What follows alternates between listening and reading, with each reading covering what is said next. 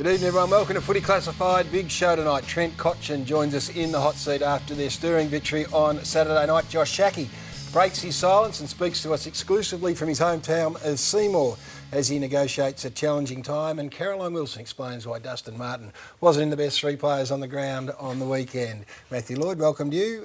We've been looking at this ladder for a while now. We've got a top four that started to separate themselves. Yeah, I think the top four are the top four that will finish at round 23. Gary, Adelaide, GWS, Geelong and the Dogs are the best four sides in it now. Football's First Lady, good evening. Welcome to you. Looking forward to the discussion around Dusty a bit later, but we start tonight with the Gold Coast Suns and the looming problems at the fledgling club. Yeah, it wasn't a happy night, a happy day for the Suns at Alice Springs, and it is not going to be a happy week for Rodney Eade as pressure on his future mounts. Yeah, look, this was a game on the back of a really disappointing trip in China, and the week off they played really well early against the Melbourne side that struggled with the conditions, didn't make the most of the wind that was out there that was prevalent, but once it got opened up, Lord, they had no response. They had no game plan B, if you like, to try and stop what was a tsunami of goals. Even that effort there, that was Stephen May, the captain and the player considering Staples. 39 inside 50s and 14 goals they conceded after half-time. But what concerned me was the press conference of Rodney Eade, how flat and deflated he is now as the coach of the Gold Coast Suns. 2.5 years into your time now, do you feel like your message is getting through? A lot of times, yes. Sometimes not. So obviously the scoreboard reflects that last bit. So we need to get some players in who can actually do that. So we'll probably have another 6 or 7 available next week. So that should help. I'll be fascinated by selection, 6 or 7 changes. He does seem like a broken man to me, that his message isn't getting through. Maybe the players are thinking his message isn't right for them. For the second week in a row, it's been his feeling, hasn't it? And he was bereft, really, of answers, except for saying that 6 or 7 back next week. Well, it was, tactically the game changed as well. I mean, Simon Goodwin went to play numbers off the back of the square that were, it was obvious the commentators were calling it, but whether Rodney had, I'm sure he identified it, but obviously he wasn't able to get it across to the players, or the players weren't listening. It's not about that game now, though, is it? It's about what they do, the Suns. They've got spot fires of problems everywhere. Stephen May, the captain's unsigned. We hear, and it's widely accepted, that he wants to know who the coach is before he'll commit. I just wonder, clearly they've decided internally that Rodney is not going to be the coach next year. Well, just explain to our audience why it's clear. Well, they want to go on they want to reform the footy department and reform the coach as part of the football department. I think that's reasonably well expected in the industry. And if that is the view, what would be the point of continuing with Rodney for the remainder of the year? I think the fact that they're a fledgling club would stand in their way. I think that stands in... I mean, big clubs... Good clubs don't sack coaches mid-season. Only clubs in crises sack coaches mid-season. I know... But could they not come to a... So your view is just cut your losses now? Well, I think put in. Rodney's a great footy man and deserves an opportunity in another footy club somewhere in a strategy role or something similar. And I'm not sure why they wouldn't have a mature conversation, Gary, and say, we need to go on a different path here. This hasn't worked. Well, it depends if what you're saying is true, and I don't know whether it is. You're saying clearly. I don't know whether Let me ask you back. Do you think they would, in 2.5 years, have had enough time to make an assessment on a 58-year-old coach? Yeah, I think they'd be arriving at that decision. I think the Stephen May situation is pivotal. I'm not saying he's holding them to ransom over the coach. It's symptomatic.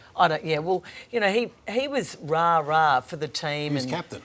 Yeah, and made captain on the basis that he was going to re-sign, according to some at the club. And he was, scathing about Jaeger O'Meara and the way he left, and felt that it was a terrible, and told the other teammates to stop clapping him when he made his farewell speech. So to think it's come to this, that he still won't commit to the club now, is a terrible indictment on the political situation. I think if you're going to make a decision, Hutchie, you look at it and go, well, can there be more damage? If you think the damage is terminal, can there be more damage done between now and the end of the year, if that's when you're going to make your ultimate decision? And whether or not you'd benefit by saying, OK, let's stop this and try and build a mini foundation on going forward. That's the decision they'd have to make right now. And they have to look at, is Steve May the only one, or are there other players considering leaving the football club? If that's the case, I can understand your point, Hutchie, and making the call earlier rather than later. Why did they let Gary Ablett stay behind in China if he were injured? I think Can someone explain that to me? I think it's a really good question, and I know everyone will say that he had 4 days off anyway, and Gary prepares really well, and he gets over injuries. I mean, they've got to get tougher, this footy club. You know, they've got to make it much harder for these questions to be out there in the ether about or what they stand for as a club. I mean, a ruthless, hard-nosed footy club says, we understand you've had things in place, we understand you've got 4 days off, get home. Let's get home and get yourself every opportunity so that we can't question. You might not have got up for this week, but I think that's where... The official line was everyone ticked off on it, was Yeah, happy, well- but he didn't play at the end of the day, did he? And I also... And would they have won if he played? They had a good jump on Officially, him. he was never going to play, but... How do you know? Well, I can only believe what I'm told. Yeah, no, and people I trust have told I me that. understand what they're saying. But I think it looks appalling. Take the question I think out, it though. looks appalling. I agree with you. And I think that there's always been a rule for Gary and a rule for everyone else. And I would like Gary. I would love to talk to Gary about it. He might have said exactly the same thing. Oh, look, I couldn't have got up. But just set an example for not so much now, but for this club going forward, that this is what we stand for. We will do whatever we can as a football club to ensure that we get over the injury or play our best possible players. And that question, however it's answered, still remains. Unless it was a planned week off. I'll pass it if it was a planned week off, but I just couldn't see... That's what they're saying. Oh, they are saying that? Yeah. He got permission and he was told he had a week off. But irrespective, I mean, if you, I know you well enough in your day. I mean, if you travelled and had an injury and you had plans or whatever the case may be, if it was going to compromise whether or not you could play in 2 weeks, you make a hard decision. No, Where to now for Gary, Craig? Well, I think, he'll beat Geelong next year. There's no question in my mind about that. No question at all. And just on that, the deal looks remarkably better for Geelong than people, I think, on the outside are looking at. How's the deal? This is what I reckon will happen. I reckon he will get to Geelong for free. The Gold Coast will have to do this deal at the end of the year, despite what they're saying. Not Tony Cochrane won't. At 33 years of age, and to get his money out and to reset the club's agenda, they'll have to do the deal. They won't hold him to a club he doesn't want to be at. The Mitchell precedent suggests that pick 88 was the clearing pick last year, and this will be a clearing pick style deal for mine. Picks, around 5, 6 or 7 deep in the draft. It's unlikely. It'll be such a big pick that's unlikely they'll even use that pick. And the money will be the least of the Cats' problems because he's going to take a haircut. And you would think that million or so that he's owed would be 2 years at 500 or maybe even 3 years. So the question people are saying at home, well, what do the Suns get out of this? Why would they let him go? They'll get the salary cap room. And ask yourself this question. Is Stephen May or Gary Ablett a better use of their money right now? For the future, obviously May is. It's right here from a player perspective, Gary Ablett. But I did speak to a couple of players from the Suns, and because I feel they've got to move on from Gary Ablett at Geelong. No question. But they said he's still playing that well. If Geelong believe they are in the premiership window in the next 2 years, it's a no-brainer. Take Gary Ablett. The Cats are aligned. The last time you were were this clinical and this detailed about a deal, it involved a hypothetical Buddy Franklin move to Sydney. Liam Pickering was Buddy Franklin's manager. Liam Pickering is a great partner and colleague of yours, and he's Gary Ablett's manager. Haven't had that so discussion. I can only assume, Gary, that there is a lot more than hypothetical. Have you had that discussion? No. On your life? Yes. Okay, so all you're saying is they want to free up salary cap. Yeah, I think It's pretty coincidental, though, don't you think? I take his word. that's I'm not saying I don't say what a fairly coincidence. straightforward transaction for both clubs. If you remove the emotion of the Suns to Okay, move on, let's watch Josh with Shackey's going to be fascinating. This is the boy wonder at the Brisbane Lions. He's out of contract. Mass talk. Mitch Cleary broke the story last week or 2 weeks ago that he was given a fortnight off. He's back in Seymour in Victoria, considering his future. And today he spoke exclusively to Footy Classifieds, Mitch Cleary. How tough has that been, the mental side of things, and all the newspaper headlines and everyone having their opinion on your future? Yeah, it has been a little bit tough. Obviously, it wasn't tough, but that's why it's good to get back for a little bit and just get the second half of the year underway. So, yeah. And how grateful have you been of the support of the club? Firstly in your time to start with Brisbane, and now even with granting you the week off now. Yeah, I'm very thankful of what the club's been able to do for me and my family, and working closely with my management. And I couldn't say anything bad about Brisbane Lions. They've been awesome, supporting me through this time and with the family, and couldn't thank them enough. So.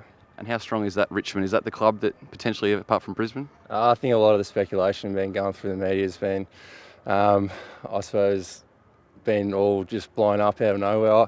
Me and management haven't even really been. He hasn't been shoving me. He hasn't been doing anything wrong. So stuff's been going on. I've been pretty hard to believe with what the media's been saying, but yeah. Do you plan on meeting with any clubs in the near future? Obviously, I'm enjoying my time at the Brisbane Lions, so I'm working with my manager and we'll see how things go. So yeah.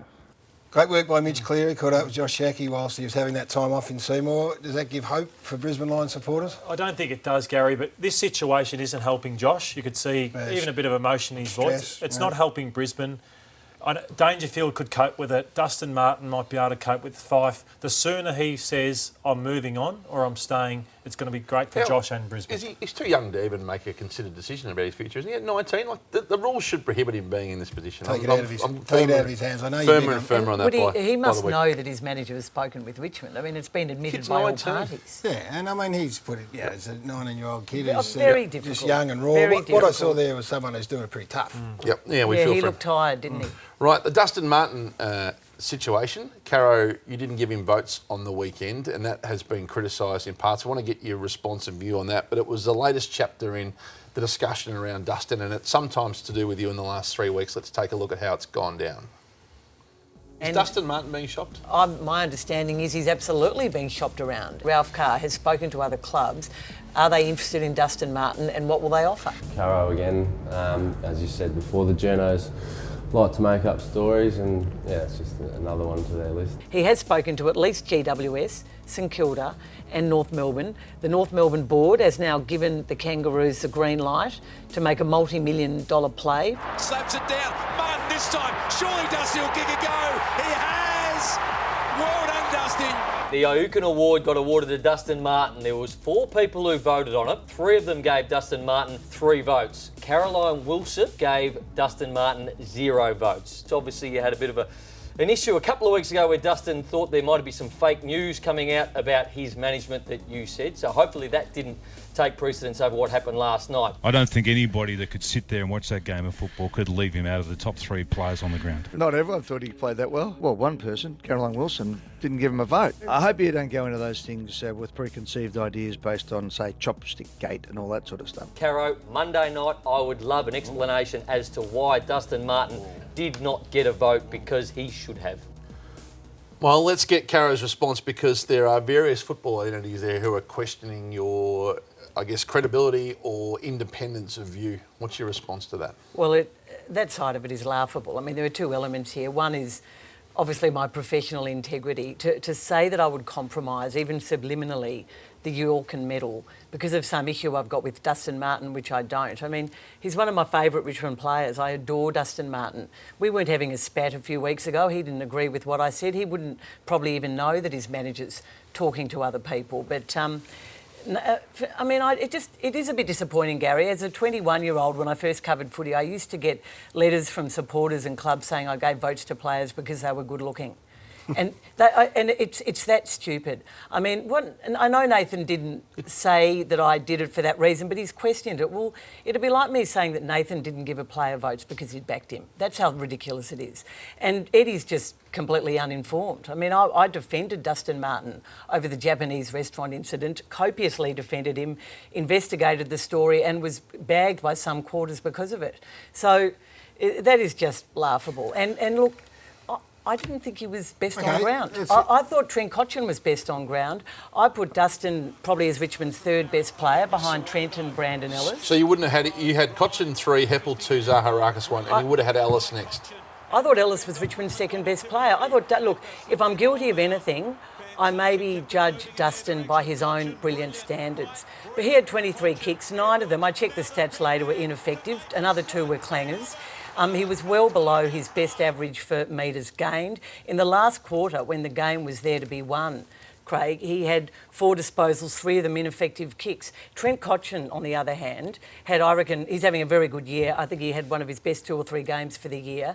His second half was match-winning. His 3rd quarter sublime, and he had, I think, 6 kicks and 2 of them leading to goals in the last quarter and 2 clearances. Giving votes is a subjective issue. Now, whether you agree or disagree, I just had a look at the coaches' votes for my own satisfaction. Jordan Lewis got coaches' votes on the weekend for a game that I watched closely in the first half. Was as bad a game as I've seen him play in a half of footy. So I didn't necessarily agree with you either, Caro, but it is a subjective thing. And I often disagree with the voting for the Norm Smith medal. I often disagree with the votes in the paper. But there's 2 issues there. There's Caro's opinion and then the cynics thinking that... These guys, and some of them was... I mean, Tim Watson just said he didn't agree with me. That's fine. He doesn't have to agree with me. But Eddie and Nathan Do are you doing think what they're accusing me of doing. They're being personal. That was personal. I mean, to honestly think I would not give him votes because he put out a tweet saying he didn't agree with something I said on Footy Classified. I mean, anyone else would be furious about that. Yeah. No, I think that I gave him best, but you know what? You could have thrown a blanket over 3 or 4 players. So I think Dustin has played far more dynamic games in that one. Well, we'll ask Trent Cotchin about it as well. And Trent Cotchin will be here, who Caro gave best to, and he was magnificent. And he did that after criticism from you, Matthew Lloyd, on the weekend. You wrote a column on Saturday that questioned their leadership as a team, not specifically Trent individually, but follow this leader. You likened it to Joel Selwood. The first line stood out to me. If Joel Selwood played for Richmond, it would be sitting on top of the ladder after 9 rounds. Cotchin didn't seem to take that so well. This was his response on radio.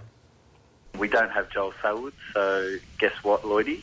We have to deal with what we've got. If you let one person's opinion that doesn't understand what's going on inside of your 4 walls, then you're already losing in my eyes. That's a pretty stern response, and his game was magnificent as well. So I'm looking forward to seeing you put these questions to him when he comes out in a few minutes. He's had a brilliant year, and as you said, I was at pains to say this isn't about Trent Cotchin. This is about every coach, I said, and every player on the Richmond list. Yeah, but you'd understand why he would take it to heart. Obviously, Rance is in the leadership group as a defender. Trent's in there as the midfielder. Jack's there as the forward. So what my point was, against Fremantle, how did Rioli end up on the wing? Why wasn't he in a better position? I think what Lloyd from a leadership it's perspective? not a reaction on the back of one game doesn't vindicate what Lloyd is trying to say in that article. But we'll ask Trent. And then, sorry, Gary, and just the week after I made the point was, why was Bolton, as a young kid, so far off the man on the mark? That's the leadership and cool heads I thought shouldn't have happened at Richmond. They should be 9-1, not 6-4. The only thing I will say, and I've been critical, Joel Selwood comes along once in a generation. Doesn't it? So no one else Nick has got Maxwell, Joel great Selwood. captain, though, doesn't mean they're a champion. Trent's going to be there. We're going to ask him those questions and see how he interpreted Lordo's column. It's a big week here on 9. It's Origin on Wednesday. It's going to be magnificent. Origin 1 straight after that. Wednesday after Origin, the footy show will be on for young and old. Footy Classified next Monday, 9:45 will be exceptional. And a big announcement tonight. This man, Nathan Buckley, joins Footy Classified twice as a panellist on the show the whole hour. June 12 and June 19, Nathan will be sitting in one of these 4 chairs, Gary, for the whole show. Nathan Buckley, exclusively here on Class. Big news, look forward to that. Looking forward to Trent Cotchin, who's going to join us in the hot seat next.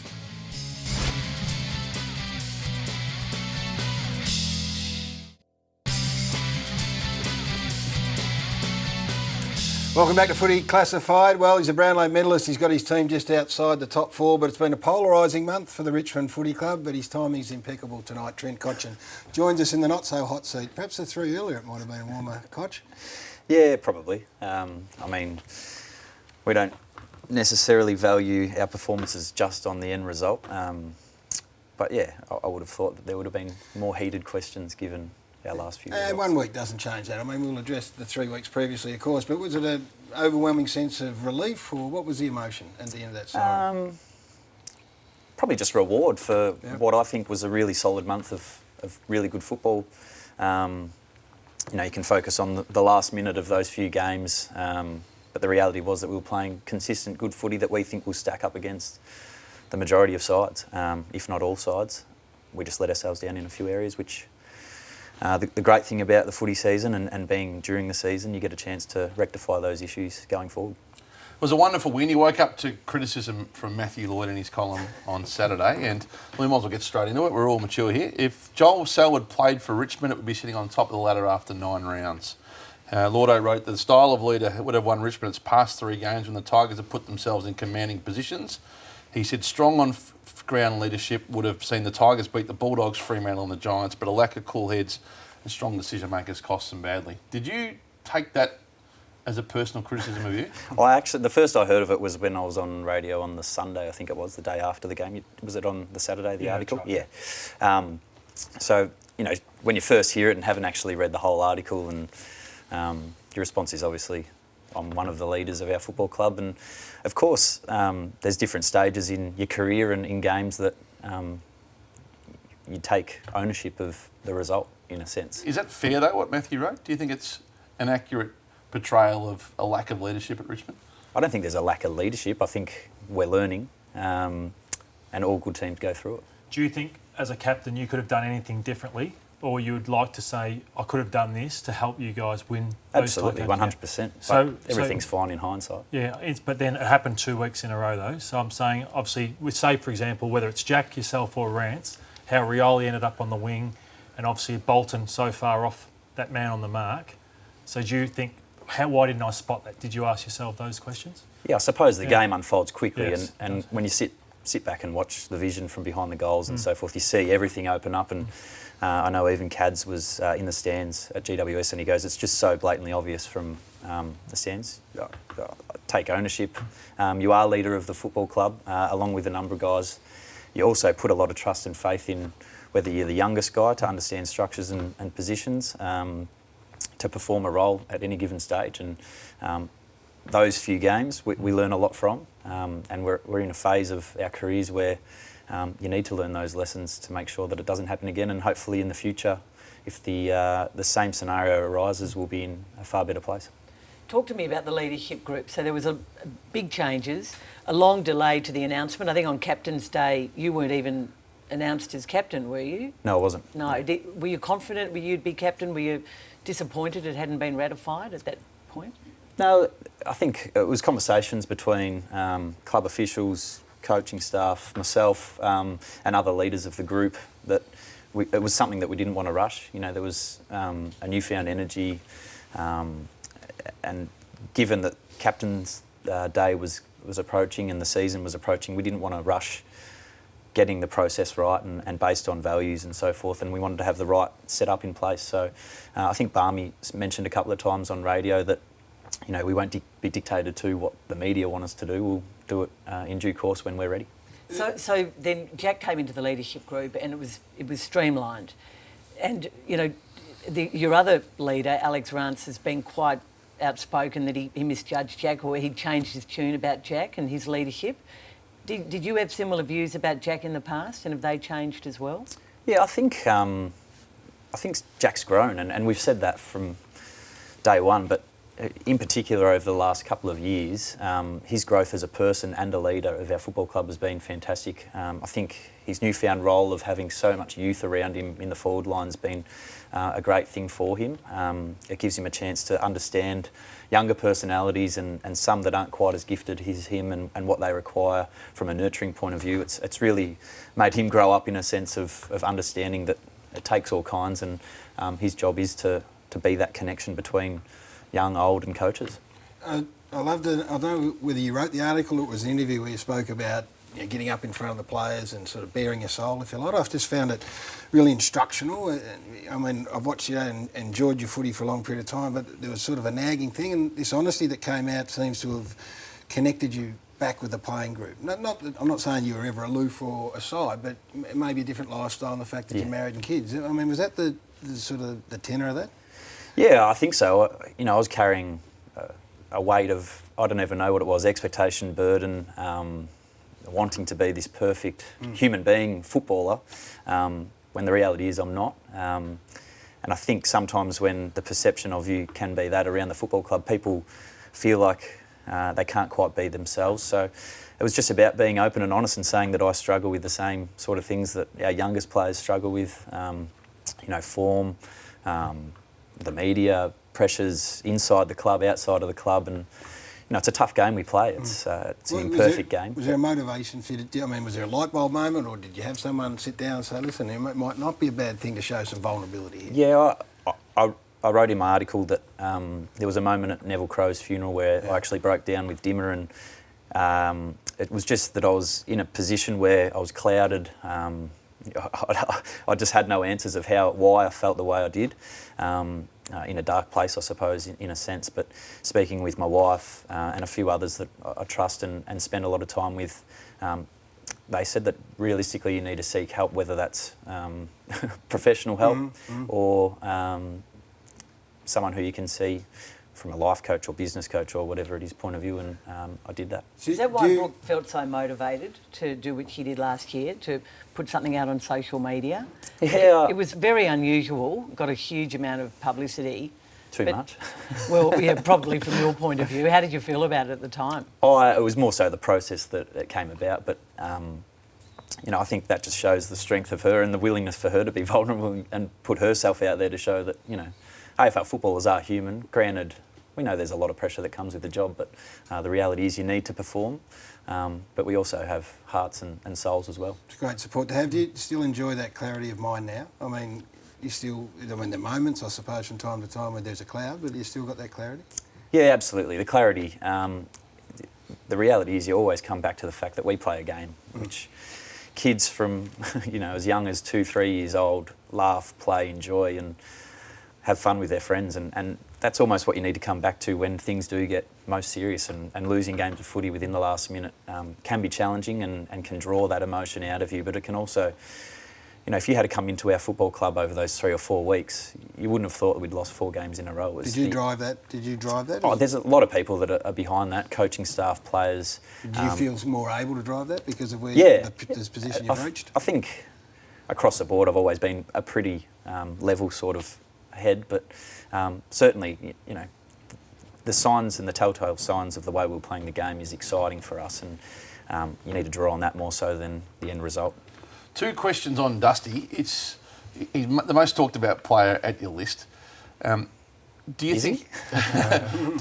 If it looks like the cheque's going to need to be $1 million plus to keep him, would you be supportive of the club paying the market rate to keep him, or do you worry about how that could disrupt the ecosystem of all of the players you've got to keep? And is the external view of him too harsh at times, do you think? Okay, I'll answer them one at a time. The first question, I think the reality is it is what it is. The club and Dusty have both said that they're going to make a decision at the end of the year, and I understand the media and their job is to create speculation and innuendo and excitement around the fact that he or Gaz is going back to Geelong or Fife's coming across to Melbourne, and I'm okay with that. The money side of things, I have no interest in buying into that. It'll be something that they discuss at a time where they obviously are in a position to either list him. I did suggest on 3AW that maybe we could play 3 sets of ping pong and see who wins, and if I'm on top, he signs straight away. The other clubs are making offers, though. The media aren't just fueling the speculation. I mean, you're well aware that I think Dimmer said that you'd be stupid not to. He's one of the best players in the competition. What do you think he needs to see to sign this contract, do you think? Oh, I've got no idea. Yeah, okay. Well, I just want to ask you about your own form then. I think that obviously you've been a wonderful player for Richmond, but you've also been maligned at times, whether you're getting the ball round the back, whether it's a sideways kick.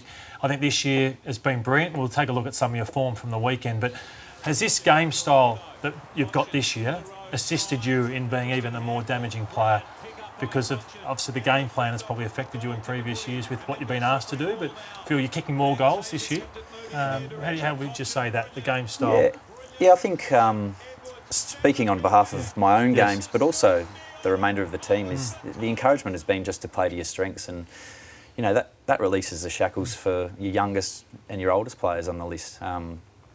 We're all drafted for a reason. Granted, there's a lot of areas that you can improve on, but I'm just enjoying the brand of footy Richmond's playing, and that allows me to feel free and calm and have clarity about what I need to do in given situations. I'm certain you'll get the 3 Brownlow votes from Saturday. Speaking of, you're a Brownlow medalist now, came about in extraordinary circumstances.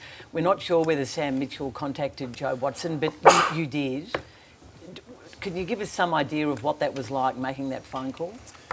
Yeah, there was obviously anxiety around giving Joe a call. I have a feeling he may have been training at the time, and he hadn't reached back to me. But I understand the situation. I mean, it's a challenging position for him to be in, and probably the same for both Mitch and I. But so you just left him a message? Yeah, and played against him on the weekend and was happy to get away with 4 points. You're eligible this year still, despite a minor brain fade against Fremantle. Should you be? Oh, you can slice a ball between people's legs. Yet they said that was reckless and not intentional. I wasn't looking at him. No, well, as I said, you can handball behind your back and hit a bloke on the run. Yeah, I don't. There was a little bit of acting in that, but I don't condone violence either. I've got 2 young kids at home, so I think I think the AFL have made the right call in saying that they need to be a little bit more aware and stricter of those sort of things. And as we let you go, who would you have given the votes to on Saturday? Come on, Trent. Rancy, Alice, Martin. Just to throw another spanner in the works. Yeah, well, I think you got the 3 from Karen. You played a magnificent game. Well done, and thanks for coming in, and good luck for the rest of Richmond, and well handled tonight, magnificent. Thank you, appreciate that. Trent Cotchin, the captain of the Richmond Football Club, well poised for a run in the second half of the season. So too are the Bulldogs. They were back with a vengeance on the weekend. That, Caro's arrow, good call, bad call, and more ahead tonight.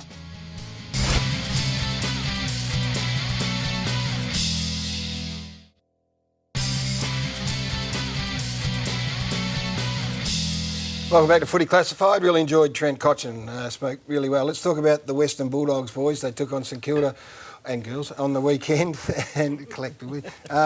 Selection was really interesting, I thought, when we all saw that Cloak was out and also Redpath. I reckon Luke Beveridge just might have stolen a march. I know that Roughhead was a laid in, but he and English were to share ruck duties, and they found it difficult to find the right matchup. Yeah, that's right. They were just as tall, but they had a smaller forward line, and Jake Stringer played the best game he's played all season, and just thought that against... Obviously, that was, I think, Marcus Adams there. But, yeah, it's interesting, this selection, Gary. Jake Carlisle was a player, because he didn't have a matchup, he had to go to the forward line. It had a much more Western Bulldog 2016 look about this, I reckon, Hutchie. The way they set up, the way they structured, and the way they played. You picked this early on the weekend, you both did, and it looks like the tall forward experiment.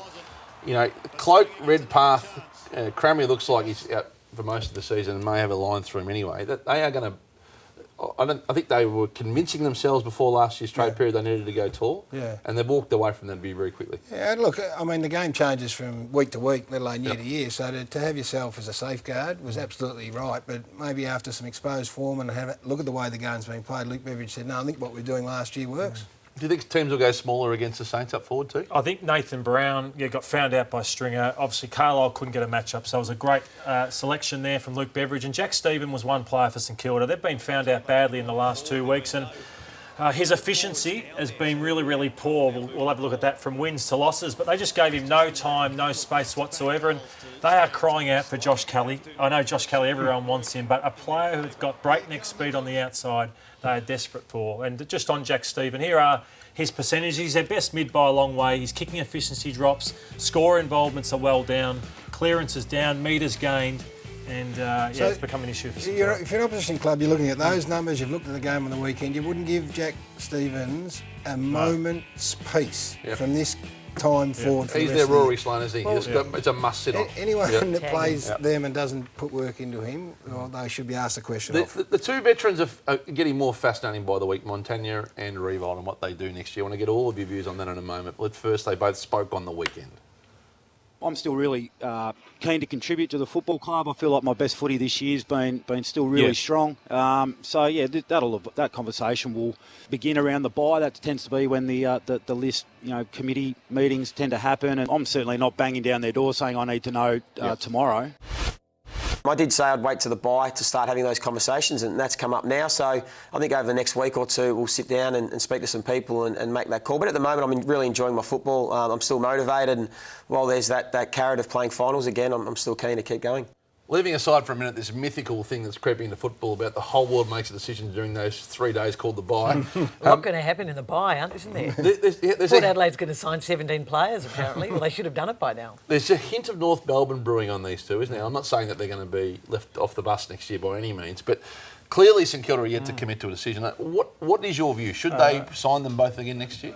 My view is that they should be pushing. They would have been hoping to be top 4 to top 6 next year. Nick Revolt is very hard to find. When Nick Revolt's fit, I still think on the wing, there's not many Nick Revolts out there. Joey Montagna, though, is replaceable. So I think Nick to go on, Joey a big question mark for mine. Nick a tick and Joey a no for you. At this stage, yeah. And it's really interesting, guys, because St Kilda are still grappling with what they are too, aren't they? Like they're a 5-5 team. Where they are. Yeah, I don't think they know what they've got on their hands yet. And so it's pretty hard for them to make a decision on these two. Oh, yeah, well, I wouldn't be rushing on either of them. Nick particularly, because he's got the added issue with his knee. And he's 34, 35 years of age. I know you've said that and been strong on it, but if you're forced to make a call on them both today at St Kilda... Yeah, well, that's just... I'm not dodging the question, but they don't have to, and it's a hypothetical. In answer to that question, I wouldn't make a call. If they said... Have they done enough to convince you yet to get another If gig? they came in and said, gun to your head, I need a call today, I'd say, I'm not making a call. If that means you go, you go. So I wouldn't... You'd wait till That's what Brent Harvey went through last year, though. Well, They haven't done enough tough. yet. Yeah. They haven't done enough yet, and neither has St Kilda to convince that they should Physically, be. as much as anything. I Yeah, keep stressing exactly. that. And I think, Nick, I think they're both really keen to be re-signed, and I would say they were both very disappointed that they still don't know. That would be my reading of They it. put the pressure back on the club here, haven't they? I think they feel really disappointed. I think Nick felt the same way last year when it took a while for them to make a call on his next year. And I'm with Gary. I don't see how St Kilda can make a call now. But having said that, the management of Nick Riewoldt leaving St Kilda, that's got to be... Well, of course this is a big... Well, of course it is, but they've shown him nothing but respect for 15 years now. So to think they wouldn't be doing it now in the twilight of his career Are would they be capable folly. of making the hard-nosed call? If they're the club they hope they will, they certainly will. Let's move on. Wow, it's fascinating. I Match reckon. review panel, jumper punches, any sort of punch was big issue last week. And then this happened on Friday night. That was Zach Jones with, I'm not even sure who that, Proust, I think, Luke Proust. Yep. It was deemed intentional, so everyone went, oh, well, that's it, but low impact, which means that he escapes with a fine. I'd probably agree with that.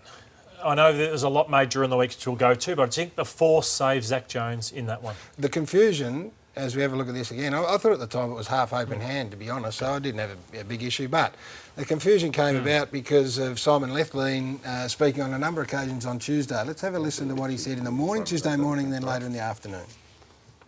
Jumper punches. Can you make a change mid-year and get it all sorted out? Yeah, I guess to cut the chase, yes, we will. We are where we are now, insofar as I think a change is required. Oh, so you will make that change during the year. There was some suggestion that change would have to wait until the end of the year. Look, it's unusual, but yeah, we're going to. You know, we don't want punching to continue. We'll make that really clear to the players and clubs. And we also don't believe we need to make any changes to the rules or the guidelines for the MRP to implement our views going forward. Well, what happened between Tuesday morning and Tuesday afternoon was legal advice from the AFL's council and the realisation that it would have to be ratified by the Commission, which it could have been done. But the legal counsel's advice was probably, Gary, what you were saying earlier in the day, that they didn't need to change the rule. They needed to talk to the match review panel.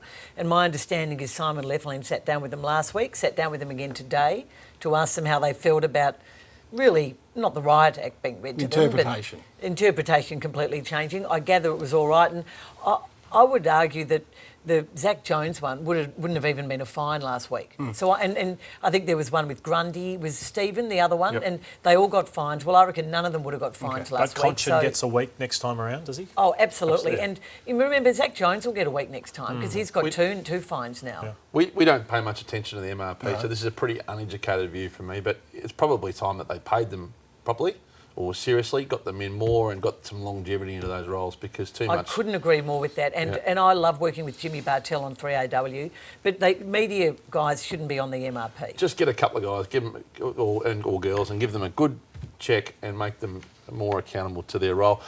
Well, Caro's Arrow's up next. It's been pushed back a segment unfairly and wrongly, in my view. How will Caroline and the Arrow respond to this shock demotion? We'll find out next here on Footy Classified.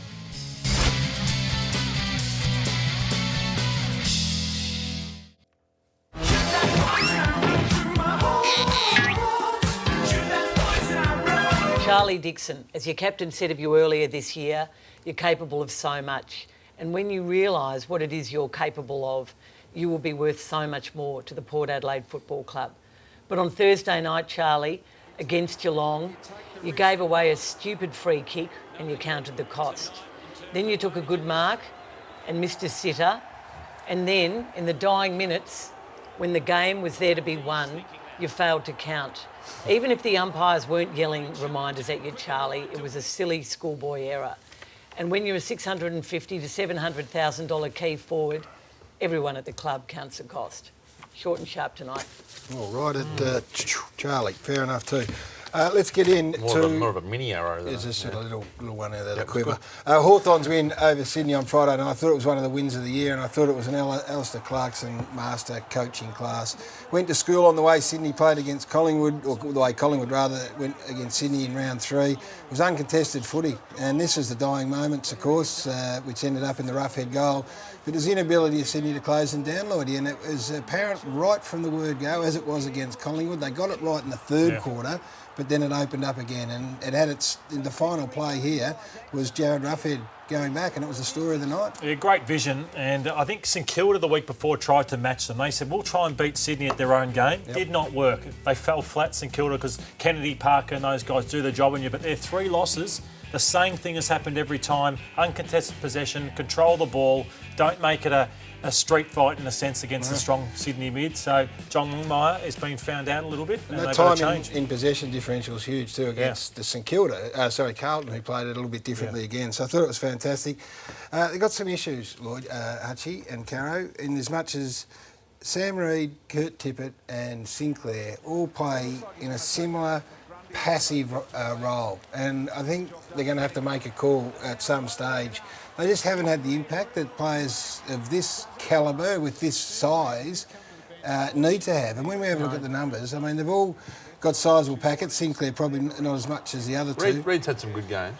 Not enough, nowhere near enough. And I mean, he teases, you get moments from him where you look back at it and go, gee, he's got some ability, but they're too few and far between. Do you think Tippett's at the end, Lordo? Let's have a look at these first. This is Sam Reid, who's average. That tells you the story right there. This should be his, point and trade, and they are just average returns for a footballer of that ability. So you got to make a call on him at some stage. Well, they've got to make a decision what to sign him on. He's out of contract. Yeah. Here's Tippett on big money, Lloydie. Yeah, big money. I think he's laid 10 tackles for the season, Reid. Averages 3 marks a game, just not good enough at all. And you look at Sinclair, and obviously he's just below average in most areas or poor. So I think Reid, you let him go. I just think Reid would have been in the best 5 players a handful of times in his career. He just doesn't do enough. And Reid, unfortunately, with Tippett with his contract, they're stuck with him. You mentioned the Hawks being one of the best wins of the weekend and of the season. What about the Giants and the way they got the job done against West Coast? I think it's one of the wins of the year, just because they had 26 players to choose from. And I also just thought that he did some things to the West Coast Eagles, Leon Cameron, that they didn't go too well. We'll look at Toby Green, how good he was on the weekend, Gary. But he was brilliant. But I just thought, Terry, I want you to go on Green first, and then I want to highlight some of Cameron's. I mean, Green's performances when it matters most. The 2 big goals at the end of the game and the handball over the head to set it up. He's one of the more difficult matchups in the competition. You said he's going better than Josh Kelly? I said I'd take him ahead of Josh Kelly. That's how highly I rate him, but that's a subjective thing. I'd be happy to lose the bet and take Kelly, by the way. But I just love the fact that he's got midfield capability, but I mean, they can't afford to take him out of there. Yeah. He wins games. That's right. What I loved, Hutchie, just to finish, slow midfield West Coast, and they put Kelly inside, and they played him on guys like Pritters and Mitchell that couldn't run with them, and he also put a guy by the name of Lloyd off the back, just spat off the back of the square consistently, couldn't handle it. So I just thought for a team of 26 to choose from, it's one of the great wins in clubs. You talk about elite in class, and we do that all the time, but that was a gutsy win. Right. That was tough and fighting, and some people might be eating their words about the coaching capabilities of Leon Cameron by the end of the year too. Drove the Ferrari well on the weekend, no question. No bus drivers on there. They've got what the Suns haven't got. They've got a real heart and desire about them, which the Suns wish they had. That was a game-changing win, I reckon. Which, I mean, goes back to the character when you go to recruiting too, I reckon. Yeah. Good call, bad calls coming your way next on Footy Classified.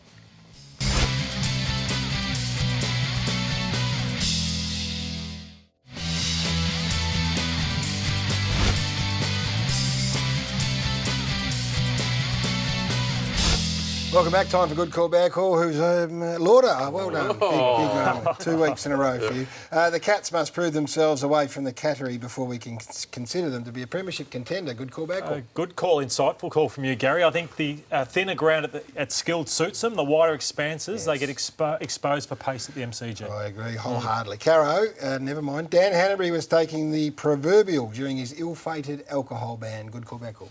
No, that's a shocker from you. Second one up. Bad call, mean-spirited call. The guy's trying to do everything he can to get his club over the line on the last Saturday in September. He gives up the grog for a while, it doesn't work, he has a beer and he's honest about it. Have you got any idea how much pressure these footballers are under? No. Oh, that's right. Sorry, you do. No. Hutchie, Rodney Eade's stress levels have reached epic proportions. Good call, bad call. Yeah, good call, rocket rub call. This is one of the most extraordinary things I've ever seen in football. This is deep tissue coaching at its absolute best. Unbelievable. Is his message not getting through to the players, Lordo? Unbelievable. I would have gone with that one. Hutch, Caro, Hawthorn should definitely re-sign Luke Hodge and Sean Burgoyne for 2018. Good call, bad call? Bad call, Matthew. Preemptive call. I don't think either of them have done enough yet to show. I know that Burgoyne was brilliant the other night and Hodgie played all right, but I don't think they deserve a new contract just yet. Oh, and I've got one for you, Gary. Bryce Gibbs' form. Bryce Gibbs' form is a great example of why footy clubs need to stand their ground more. Good call, bad call? Good call. I like it. Have some strength and just stay firm. If you've got the player under contract and you're committed to him and you think you can help your footy club, then this is the result. Bryce Gibbs wanted to go back to Adelaide. Round 10, he's playing really good footy, so well done to you, Caroline, finally. And I've got one for you, Craig, but before I ask you, let's have a look at Brian Taylor on Channel 7 on Friday night. Introduce us to this young fella. Who? Come on. Shuey's going out for a bit of a run, so nice little left footer. You're going for a run? Yeah, going for a run. A few of the boys are over there wondering why we're interviewing Cade, so am I. Go on, off you go, mate. Go and run some laps. The boys were over here going, why is he interviewing him? I thought it might have been one of those first gamers, but it wasn't. Brian Taylor, Craig, wandered into very unfamiliar territory on Friday night. Good call, bad call. This is a good call. He was magnificent, Brian. He didn't have a clue who he was, and he rode with it, and that's why it's such compelling television. I'm the biggest fan of the Whispering Brian act after the game. He thought he'd just played a game and was wondering why he was going for a run. Right, Lordo. The ABC failed by not having the cast of The Offsiders produce their soccer coverage during the week. Good call, back. Good call, Hutch. That coverage nearly shut down the ABC. So I haven't seen Caro's Offsiders show, but I presume it's a soccer show. It's a soccer show? So, yes. It's not my show, and don't bag the Offsiders. Is it a soccer show? Is it players offside, or is it? It's been going for longer than this show, and it's a very good show, even though this is a good show too. Leave the ABC alone. They had a rough night in the office. And Gary... I agree with that bit, yeah. Sam Gray should count himself lucky to have escaped scrutiny for his role in the Dangerfield match-winning goal. Good call, bad call. Bad call, Hutchie. What do you think they do at AFL clubs? They'll be saying, Sam, how could you let Danger get goal side, and why did you stop and start watching the play and forget about the most dangerous footballer in the competition? He wouldn't have escaped any scrutiny, Hutchie. That's a ridiculous call by you. All right. The paper round, there's a big yarns around tonight too. That's up next on Footy Class.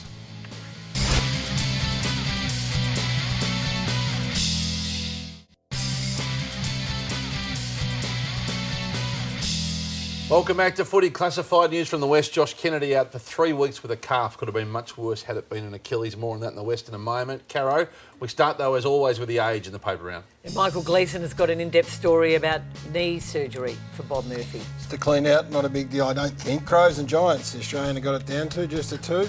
And in the West Australian, it's all about how the Eagles replaced Josh Kennedy, and the Adelaide Advertiser, Curtly Hampton, is out for 3 months after ankle surgery. That's a loss for them. In the Herald Sun, punch on boys, tough talk not worth a Zach as Swan escapes the fine. The Herald Sun questions the decision, which brings us to the world famous closing cook. That's a closing cook with a question, Hutchie. The goal umpires in the Alice Spring games, first of all, I want to say to Luke Walker, he copped this in the snout and had to go off for the blood rule. He got up, gave the decision. He was tough and hard, but he had to come off. They had an emergency goal umpire, a guy by the name of Dylan Benmore. There he is. So Dylan is a VFL umpire, so he gets flown up on the off chance that once every 833 games a goal umpire gets scored. They're not travelling an emergency umpire. Well, Luke, I'd tell you, Dylan Benmore is a VFL goal umpire. So well done. Based in Alice Springs? A VFL umpire based in Alice Springs, is he? Listen to what he said. You've got to be joking. He flies down from the Alice and does the Frankston game. Emergency. Who wouldn't umpire? Would he have filled in on the boundary if the boundary umpire had gone down? That is my question. We're going to go. We'll see you next Monday night. Good night.